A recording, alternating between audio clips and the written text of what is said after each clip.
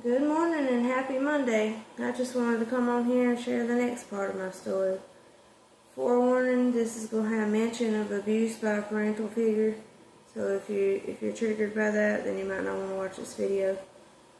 And I thought about a long time sharing this story. And at first I wasn't going to share it, but the Lord told me to share it because maybe it can help someone else that's going through something similar. Okay, so I found out I was pregnant with my first child when I was 19 years old. And at the time, the first person I went and told was my mom.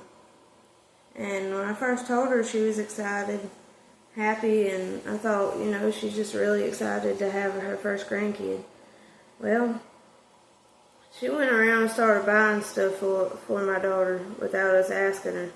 And then she went around to other family members claiming that she went and bought it because my husband and I couldn't, which wasn't true. We were getting it as we went. We just wasn't getting it, way ahead of time.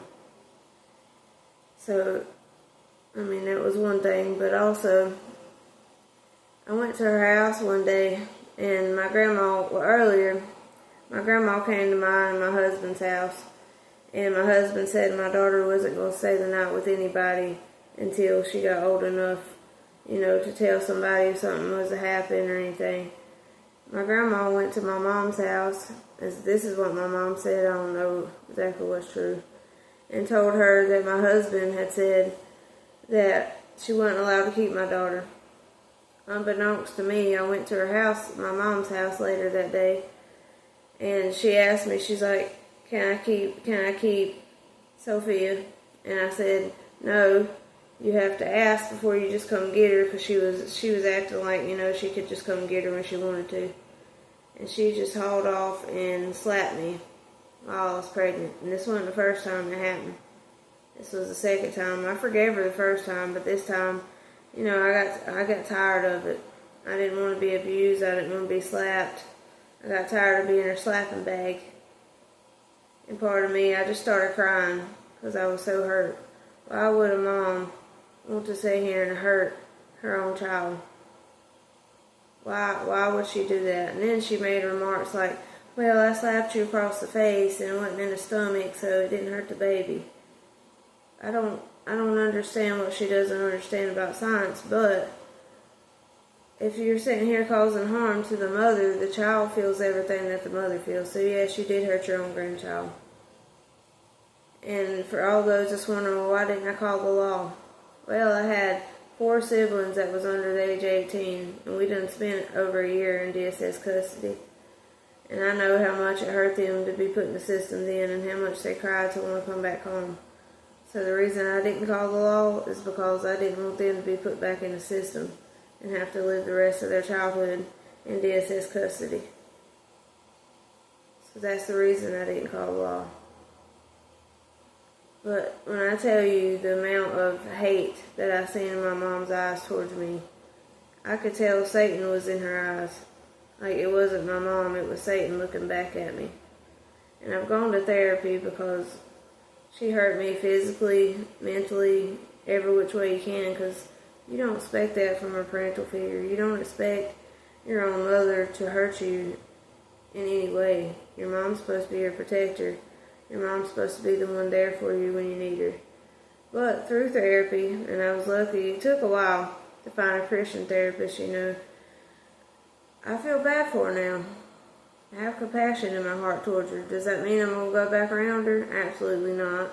I cut contact with her when my daughter was a couple months old because I got tired of being abused and I didn't want to be around her anymore. I know Satan was using her to try to get to me, and I wasn't allowing it around me or my children. It's not going to happen. But I learned in therapy that she can't be the mom that I need her to be for me, because she didn't have a mom that was there for her in the way that she needed her to be. And you may ask, well, what do you mean by that? What I mean by that is her mom, from what I've understood from my aunts and from my mom, is that they all had a rough childhood. They say that my grandfather was abusive towards them, which I don't know. He's always been nice to me and not abusive towards me, but people can be different time periods. My grandma had children young. She had children when she was a teenager. And then my mom had me, she said 16, but if I do the math, it's 15. She had me at 15 years old, and all my aunts all had kids when they were young. But their mom, like my mom will say bad things about my mom and not be there for her and basically kind of like attack her character and make her feel like a failure. And my mom's just repeating the pattern with her children. She's doing what her mom did to her own children. I mean, her mom sat here and told the DSS worker when we were kids that she didn't need any children, that she couldn't be a parent. And I remember my mom coming in crying, and it hurt her. But guess what? My mom threatened to take my kid for no reason, just because I set boundaries, and I told her she couldn't come get my daughter when she wanted to. She couldn't just come to my house and kidnap my daughter and come get her when she wanted to. She posted a picture after I had my daughter at the hospital, and there were people commenting under it saying, "Congratulations on your baby." She didn't want to be grandma, she wanted to be mom. She was trying to push me and my husband out of the picture. She didn't care how I felt. Like I said, any which way she could, she was trying to hurt me. And why do I share this? Why do I share my life story? Because there might be somebody else that's going through the same thing. Due to what she did to me and the abuse, I felt anxiety, depression. I went through that for many years. It took me a long time to forgive her. It wasn't until recently that I forgave her. And the only reason I forgave her is because God says if you don't forgive them, then He won't forgive you. Does that mean that He wants you to go back around them? Absolutely not. No. I don't care what anybody says to you, no. Because God tells you to protect your peace. And if that person is attacking you and making you feel weak spiritually and mentally, that ain't your people. I don't care if that's your mom. You're their child. That's your dad. You're their child. That's your family. Well, they're your family. You're their family too. You don't deserve to be abused. You don't deserve to have to go through that. You need to cut ties. And sometimes it really helps just to take a step back and look at it for what it is. To me, when I stepped back and looked at it, what it is kind of like, my family's kind of like a game. You got a leader. My grandma's a leader. She tells my aunts and my mom what to do. They're like little puppets. They go around on little puppet strings. And they do whatever she tells them to do. And then turn around. And then my aunts turn around and they do the same stuff that their mom did to them to their own children. Not only that, you got certain family members that'll point their fingers at different family members. And they'll say here and they'll put them down. What I mean by putting them down, they'll discourage them. They'll say mean stuff to them. And Satan's running rampant in my family. They're not loving. They're not kind. They attack each other. There's no peace, no stability. It's chaos, pure chaos. So I ask that you'll pray for them. I ask that the Lord will convict the family members that's lost. And I pray that they'll turn to Him. I don't have any ill will in my heart towards none of them. I don't even have ill will in my heart towards my mom. Do I hate that she hurt me? Yeah. Do I wish that she would be a mom that I need her to be? Yeah. But do I understand that she can't be? Yeah. She doesn't have support. She never went and got therapy. But does that mean I'm willing to accept the abuse? No. Because just like I got up and I went to therapy to make sure that them generational patterns weren't going to be passed down, she could have done the same. She could have went and got help. Instead of taking it out on me because I was an innocent child. I didn't ask to be here. God has a purpose for everybody that's here. But she's the one who laid down and decided to have a child when she was a child herself. I didn't ask her to do that. And I just wanted to come on here and share my story and say to everybody that's going through parental abuse, cut contact. Yeah, it's your mom. And I know it's hard to accept that they can't love you in the way that you want them to love you. It was hard for me to accept that. Because, as a society, you're taught your mom's your protector. Your mom's the one supposed to, love you no matter what. Sometimes that's not the case. Especially if they let Satan get into the bunch. And Satan's trying to use your own family to attack you. You can't let them in. You have to stand up. You have to lay it at the cross. You have to forgive, because if you hold on to that resentment in your heart, and it took me a long time to figure this one out, the only person you're hurting is yourself. And you won't get into heaven if you don't forgive them. As God says, you have to forgive to be forgiven. Like I said, that doesn't mean you got to go back around them and act like nothing happened. No.